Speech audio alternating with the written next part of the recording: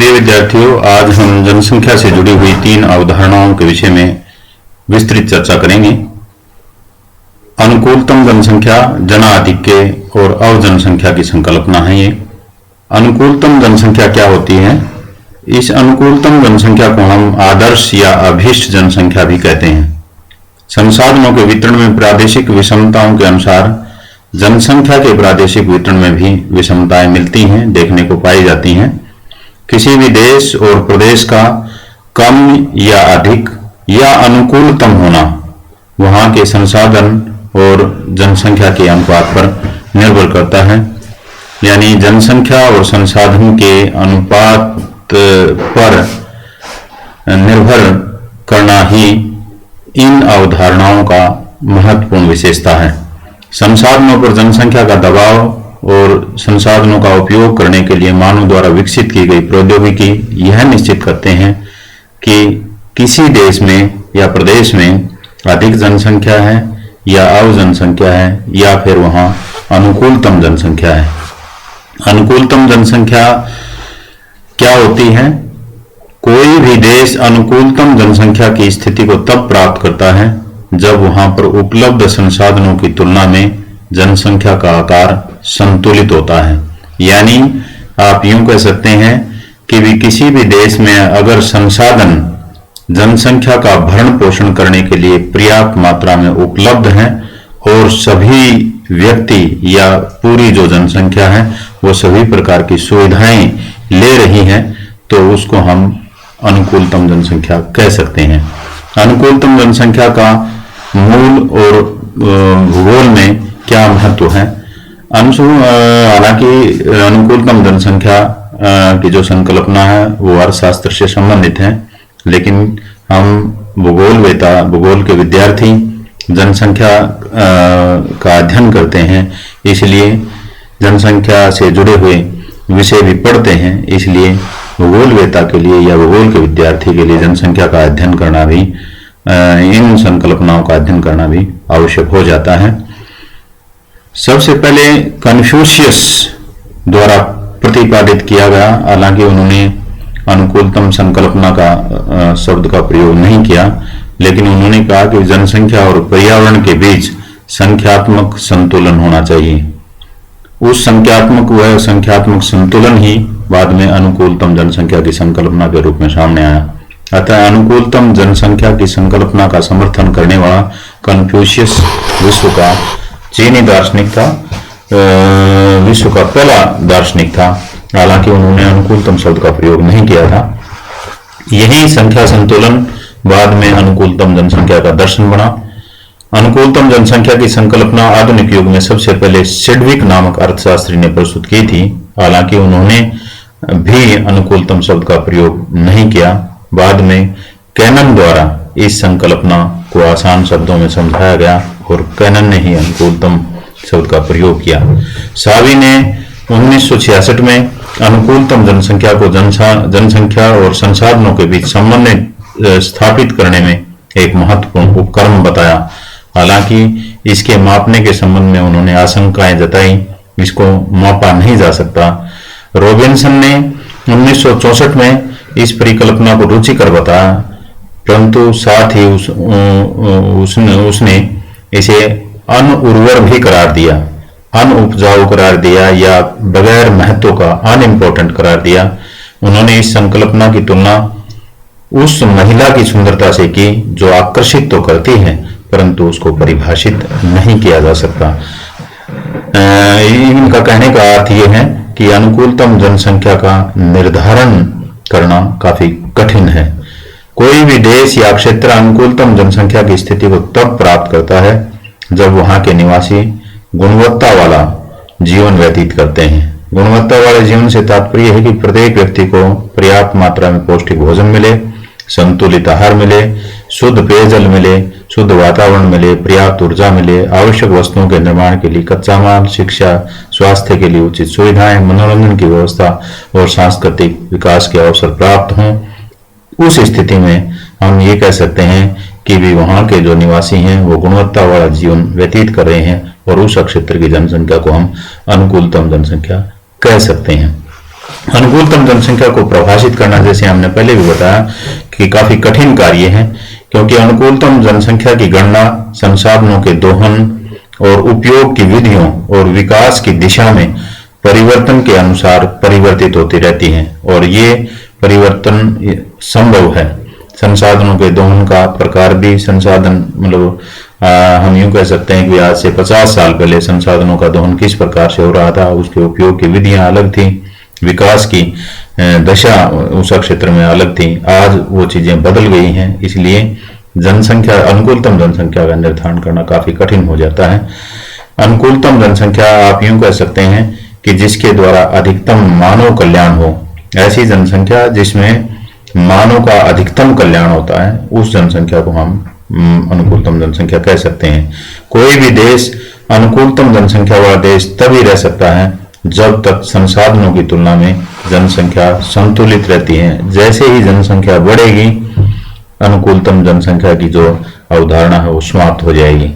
ये चित्र जो है स्पष्ट करता है कि ऑप्टिमम जो पॉपुलेशन है, वो optimum population level at which the highest economic standard of living is achieved, available resources are exploited effectively।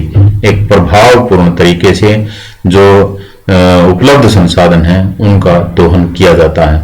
Under population में संसाधन बहुत ज्यादा होते हैं, उनका एक्सप्लॉयटेशन नहीं हो पाता है, और इस वजह से जनसंख्या काफी कम रहती है।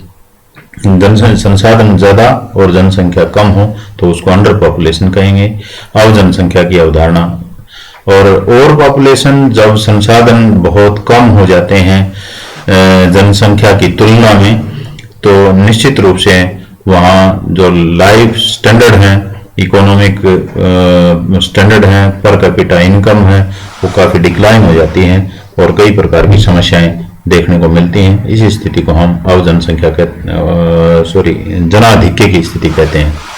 अनुकूलतम जनसंख्या की स्थिति को बनाए रखने के लिए जनसंख्या में वृद्धि के अनुपात में संसाधनों का विकास भी आवश्यक है। अगर अनुकूलतम जनसंख्या को बनाए रखना है तो निश्चित रूप से जैसे जैसे जनसंख्या में वृद्धि होगी, संसाधनों का विकास भी करना पड़ेगा। इन सब कठिनाइयों के बावजूद विद्वानों ने अनुकूलतम जनसंख्या को परिभाषित करने के सफल प्रयास किए हैं। डाल्टन कहते हैं कि अनुकूलतम जनसंख्या वह है जो प्रति व्यक्ति अधिकतम आय देती है, जो प्रति व्यक्ति अधिकतम आय देती है। यानी अनुकूलतम जनसंख्या वह स्थिति है जिसमें व्यक्ति या जनसंख्या का भागीदार जन समूह अधिकतम आय प्राप्त करता है। उन्होंने अनुकूलतम जनसंख्या को निम्न सूत्र द्वारा परिभाषित किया: M = A - O / O। M यहाँ है माल एडजस्टमेंट, असंतुलन, A है एक्चुअल पॉपुलेशन, वास्तविक जनसंख्या, O है ऑप्टिमम पॉपुलेशन।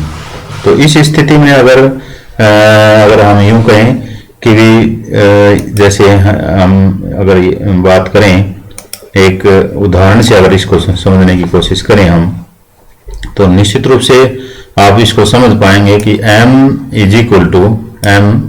बराबर है जैसे किसी एक क्षेत्र की जनसंख्या 4000 है, किसी एक क्षेत्र की जनसंख्या 4000, एक्चुअल जो जनसंख्या है वो 4000 है, और वहाँ की ऑप्टिमम जो जनसंख्या है वो 2000 हो सकती है। 2000 अगर हो तो निश्चित रूप से वहाँ अधिकतम आय प्राप्त की जा सकती है, और इसके डिवाइडेड बाय करेंगे 2000 से इसको डिवाइड करेंगे। 2000 से अगर आप डिवाइड करेंगे तो इसका का जो उत्तर आएगा वो 1 आएगा। इसको समझाने के लिए जो डाल्टन है, डाल्टन ने कहा कि यदि यह असंतुलन शून्य है तो संबंधित प्रदेश की जनसंख्या अनुकूलतम होगी। यदि यह शून्य से अधिक है तो प्रदेश की जनसंख्या अत्यधिक होगी। अगर शून्य से कम है या ऋणात्मक है तो प्रदेश में और जनसंख्या होगी। जैसे इस उदाहरण में जनसंख्या 1 है तो निश्चित रूप से इस क्षेत्र की जो जनसंख्या है वो जनाधिक्य है। अगर आप यहाँ 2000 कर दें, यहाँ 2000, यहाँ 2000 कर दें, 2000 मतलब एक्चुअल जनसंख्या 2000 है और ऑप्टिमम जनसंख्या भी 2000 है। यहाँ 0 आ जाएगा और 0 को 2000 से भाग करेंगे तो 0 आएगा। तो उस स्थिति को हम यूं कहेंगे कि जो जनसंख्या है वो अनुकूलतम है। अगर ऋणात्मक होती है तो प्रदेश में हम यूं कहेंगे कि अव जनसंख्या की स्थिति है। ये दोबारा से लो अंडर पॉपुलेशन, ओवर पॉपुलेशन और ऑप्टिमम पॉपुलेशन का जो पॉइंट है वो दिखाया गया है। डाल्टन की जो अवधारणा और गणना का सबसे बड़ा दोष यह है कि उन्होंने आय को बहुत ज्यादा महत्व दिया।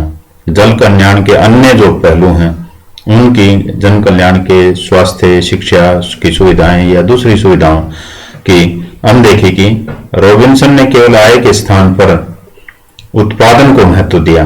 उनके अनुसार वह जनसंख्या जिसमें अधिकतम उत्पादन संभव होता है अनुकूलतम जनसंख्या कहलाती है। तो डाल्टन ने आय को, अधिकतम आय को, और रॉबिन्सन ने अधिकतम उत्पादन की स्थिति को अनुकूलतम जनसंख्या की अवधारणा से इंगित किया है। जनसंख्या का अनुकूलतम बिंदु कभी शिथिर नहीं रहता। यह बिंदु संसाधन उपयोग की विधि, आर्थिक दशा और तकनीकी विकास पर निर्भर करता है। तकनीकी विकास एक जैसा रहता है और जनसंख्या का उसके साथ सामंजस्य रहता है तो बिंदु, अनुकूलतम बिंदु काफी समय तक शिथिर रह सकता है। जैसे ही तकनीकी विकास बदलेगा, उपयोग, संसाधनों के उपयोग की दशा बदलेगी, विधि बदलेगी, प्रयोग का तरीका बदलेगा, आर्थिक दिशा बदलेगी, अनुकूलतम बिंदु जो है वो परिवर्तित हो जाएगा। तो ये परिवर्तित होता रहता है। ये स्थिति भी मतलब दिखाई गई है, लगभग वही है, पर कैपिटा इनकम की स्थिति है। इस चित्र से स्पष्ट हम देख सकते हैं कि अनुकूलतम जनसंख्या संसाधन और जनसंख्या के बीच संतुलन को प्रदर्शित करती है। इस स्थिति में सभी लोगों की जरूरतें पूरी होती हैं। यदि जनसंख्या का आकार संसाधन की तुलना में कम है तो वह अव जनसंख्या है। इसके विपरीत यदि संसाधनों की तुलना में जनसंख्या का आकार अधिक है तो इसे जनाधिक्य की स्थिति कहा जाता है। इन दो परिस्थितियों के बीच यदि जनसंख्या और संसाधनों में संतुलन बन जाए तो जनसंख्या अनुकूलतम हो जाती है। यदि किसी अधिक जनसंख्या वाले प्रदेश में कृषि उत्पादन वृद्धि के उपाय किए जाते हैं, खाद्य संसाधनों का उचित प्रयोग किया जाता है, उचित प्रौद्योगिकी के विकास के उत्पादन में से प्रौद्योगिकी के विकास से उत्पादन में वृद्धि होती है, तो जनसंख्या में वृद्धि होने पर आर्थिक कल्याण हो सकता है और वो प्रदेश अनुकूलतम जनसंख्या की ओर बढ़ सकता है। उदाहरण आप दे सकते हैं कि साइबेरिया में कृषि और वन संसाधनों के विकास से जनसंख्या में वृद्धि होने पर पहले वहां अव जनसंख्या की स्थिति थी, अब वहां संसाधनों का प्रयोग किया जाने लगा और संसाधनों और जनसंख्या के बीच अभी संतुलन की स्थिति है, तो वहां अनुकूलतम जनसंख्या की स्थिति पाई जाती है। वेस्टर्न क्लाउड के अनुसार अनुकूलतम जनसंख्या सीमित होती है जिसमें सभी निवासियों के उच्च जीवन सत्र को लक्ष्य प्राप्त किया जाता है और ये लक्ष्य अनिश्चित काल के लिए होता है, थोड़े समय के लिए होता है। बीच बीच में अनुकूलतम जनसंख्या की स्थिति प्राप्त हो सकती है, मतलब स्थायी नहीं है, कहने का अर्थ ये है। उनके अनुसार जनसंख्या का आकार इतना बड़ा नहीं होना चाहिए जो वर्तमान और भविष्य में जीवन की गुणवत्ता कम करे और पारिस्थितिक तंत्र या पर्यावरण पर प्रतिकूल प्रभाव डाले।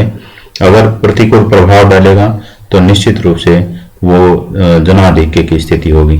अतः अनुकूलतम जनसंख्या संसाधन, निष्कर्ष रूप में हम ये कह सकते हैं कि अनुकूलतम जनसंख्या संसाधन और जनसंख्या के बीच संतुलन को प्रदर्शित करने का एक तरीका है जिस स्थिति में सभी की आवश्यकताएं पूरी होती हैं। दूसरी जो कंसेप्ट है वो जनाधिक्य है। जब किसी देश और प्रदेश की जनसंख्या वहां की पोषण शक्ति से अधिक हो जाती है तो जनाधिक्य की स्थिति पैदा होती है। सामान्यतः जनसंख्या में वृद्धि के साथ साथ संसाधनों का विकास भी होता रहता है। जब तक संसाधनों का विकास जनसंख्या वृद्धि के अनुपात में रहता है तब तक अनुकूलतम जनसंख्या की स्थिति बनी रहती है, परंतु ये स्थिति ऐसी हो जाती है जबकि जनसंख्या में वृद्धि संसाधनों के विकास से अधिक हो जाती है तो ऐसी स्थिति में ह्रासमान प्रतिफल नियम लागू होना प्रारंभ हो जाता है सभी क्षेत्रों में। जैसे जैसे जिस भी क्षेत्र में हम उत्पादन करते हैं वो उत्पादन धीरे धीरे समय के साथ घटता चला जाता है और उत्पादन कम होता है, जनसंख्या ज्यादा होती है, उत्पादन के संसाधनों पर जनसंख्या का दबाव बढ़ता जाता है, जनाधिक्य की स्थिति पैदा हो जाती है। एक निश्चित बिंदु तक ही भूमि पर कार्यरत श्रम की संख्या में वृद्धि करने से उत्पादन में वृद्धि होती है, उसके बाद गिरावट शुरू हो जाती है और प्रति व्यक्ति उत्पादन कम हो जाता है। ऐसी स्थिति में संसाधनों पर अधिक दबाव और जनाधिक्य की स्थिति उत्पन्न होती है। इस प्रकार जनाधिक्य की स्थिति, या आप यूं कह सकते हैं कि जनाधिक्य कब होगा, कब आएगा, जब वर्तमान पूंजी, उपकरण, प्रबंध, उत्पादन विधि और व्यक्तिगत अक्षमताओं में सुधार किए बिना ही जनसंख्या में वृद्धि हो जाए। उस स्थिति में जनाधिक्य की स्थिति उत्पन्न होगी। जनाधिक्य का संबंध आवश्यक रूप से घनी जनसंख्या से नहीं है। मतलब सामान्यतः हम यूं मानते हैं कि जनाधिक्य अधिक जनसंख्या या जनसंख्या का बहुत अधिक होना ये जनाधिक्य है, लेकिन ऐसा नहीं है, क्योंकि यदि किसी एक क्षेत्र में संसाधनों की बहुलता है तो उस क्षेत्र में जनसंख्या घनत्व अधिक होते हुए भी उस क्षेत्र में जनाधिक्य की स्थिति नहीं होती है। इसलिए जनाधिक्य प्रादेशिक और राष्ट्रीय स्तर पर हो सकता है। उदाहरण के लिए हम ये कह सकते हैं कि Japan, Belgium, Italy, New Zealand, Australia आदि देशों में जनाधिक्य की स्थिति नहीं है, लेकिन इसके कुछ भाग ऐसे हैं, जैसे ऑस्ट्रेलिया के जो पूर्वी तटीय क्षेत्र हैं या पश्चिमी तटीय क्षेत्र हैं उनमें जनाधिक्य है। इंडोनेशिया में जावा जनाधिक्य का ज्वलंत उदाहरण है। भारत में उत्तर प्रदेश, बिहार और उड़ीसा में जनाधिक्य की स्थिति है। यानी जनाधिक्य प्रादेशिक स्तर पर भी हो सकता है, राष्ट्रीय स्तर पर तो होता ही होता है, प्रादेशिक स्तर पर भी हो सकता है। अगर प्रादेशिक स्तर पर है तो उस स्थिति में हम उस देश को जनाधिक्य की कैटेगरी में नहीं रखेंगे। दूसरी ओर पर्वतीय, मरुस्थलीय और बंजर संसाधन रहित क्षेत्रों में थोड़ी सी जनसंख्या अधिक हो जाए तो ऐसी स्थिति उत्पन्न हो सकती है। यह काफी अधिक तक भौगोलिक परिस्थितियों पर निर्भर करता है, उदाहरणतः अरुणाचल प्रदेश और हरियाणा। जनाधिक्य की परिभाषा अगर हम करें तो सामान्यतः जनाधिक्य तब होता है जब किसी क्षेत्र में भौतिक संसाधनों का विकास जनसंख्या वृद्धि की गति के अनुरूप नहीं हो पाता। यानी प्राकृतिक संसाधनों का और भौतिक संसाधनों का विकास जो है वो कम होता है और जनसंख्या वृद्धि बहुत तीव्र गति से बढ़ती है।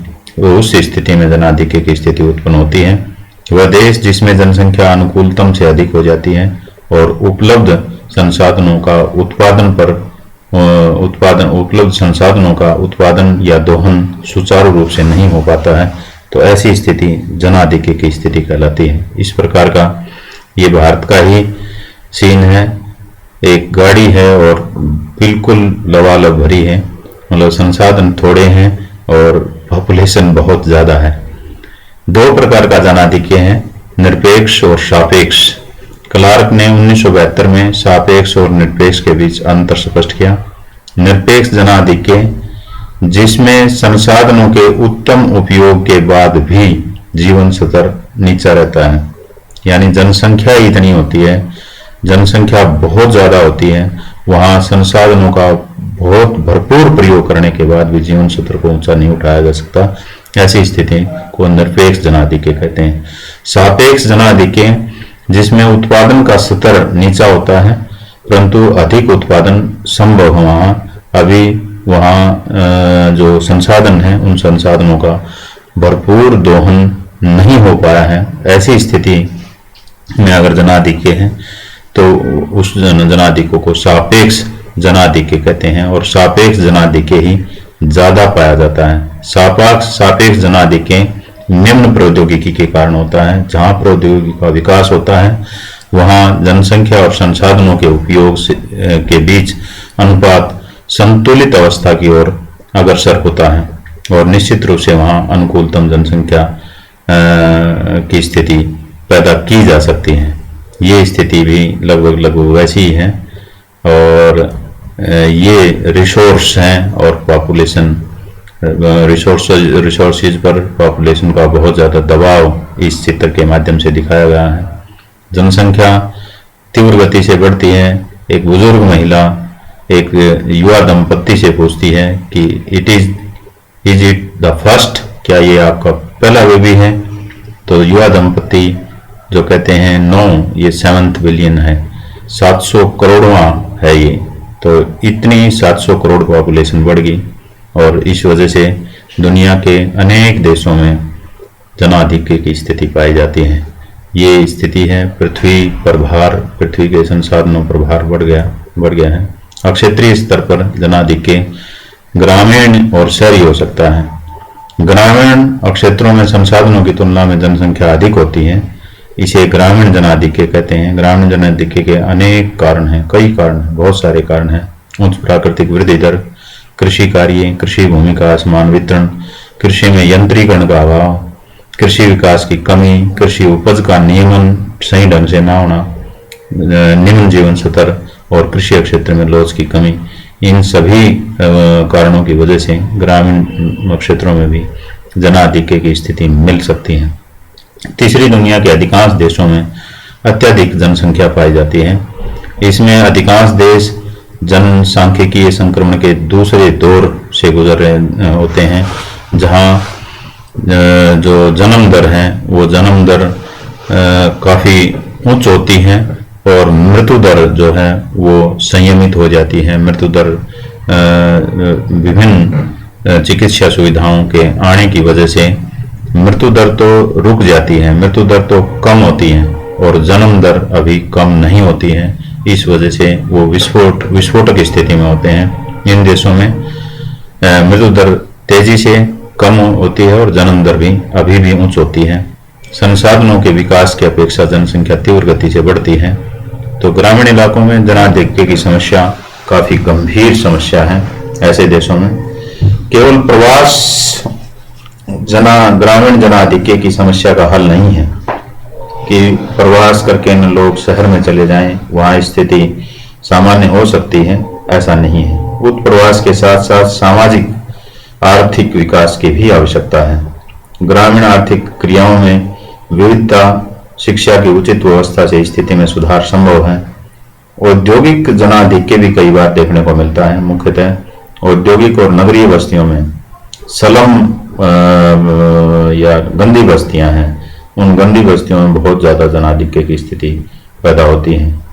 तो इस प्रकार से ये जनाधिक्य की परिभाषा थी। जनाधिक्य से संबंधित कुछ विचार प्रस्तुत किए गए। अब तीसरी जो संकल्पना है वो है अवजनसंख्या की। अवजनसंख्या का अर्थ है थोड़ी जनसंख्या, कम जनसंख्या, यानी संसाधनों की तुलना में कम जनसंख्या।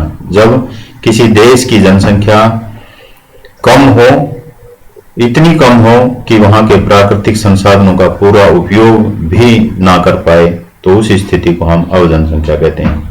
अवजनसंख्या के हालात तब पैदा होते हैं जब किसी देश के संसाधन वहां के लोगों को जीवन स्तर को नीचा कर वर्तमान जनसंख्या से अधिक जनसंख्या का भरण पोषण कर सकते हैं। यानी वहां संसाधन ज्यादा हो और जनसंख्या कम हो तो अधिक, उससे वर्तमान जनसंख्या से भी अधिक जनसंख्या का भरण पोषण उन संसाधनों से किया जा सकता है। ऐसी स्थिति को हम अवजनसंख्या कहते हैं।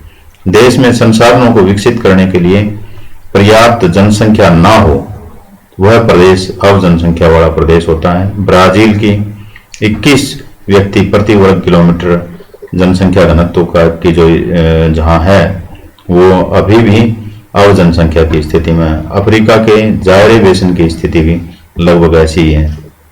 यहाँ देखो आप, जो गलियां हैं उन गलियों में छिट-पुट लोग दिखाई देते हैं और भारत जैसे और चाइना जैसे देश में अगर ये गली हो तो लोगों से भरी हुई दिखाई देगी।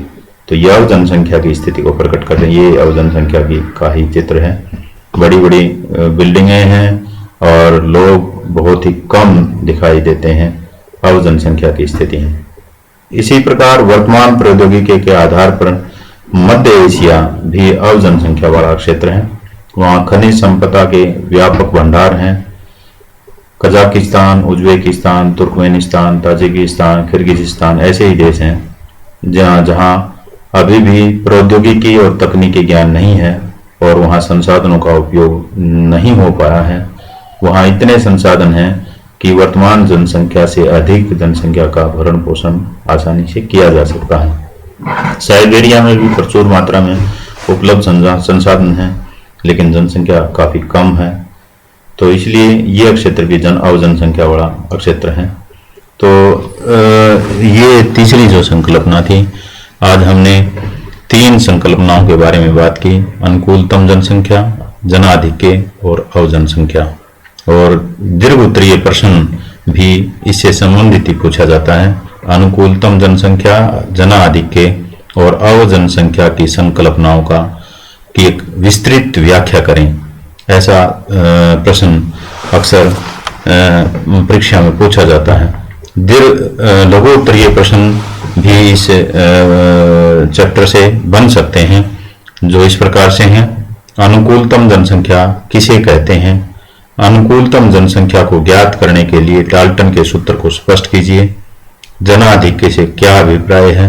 अवजनसंख्या वाला प्रदेश किसे कहते हैं? इस प्रकार के लघु उत्तरीय प्रश्न भी इस चैप्टर से बन सकते हैं और जो परीक्षा में पूछे जाते हैं, जिनका उत्तर आपको 25 से 30 शब्दों में देना होता है।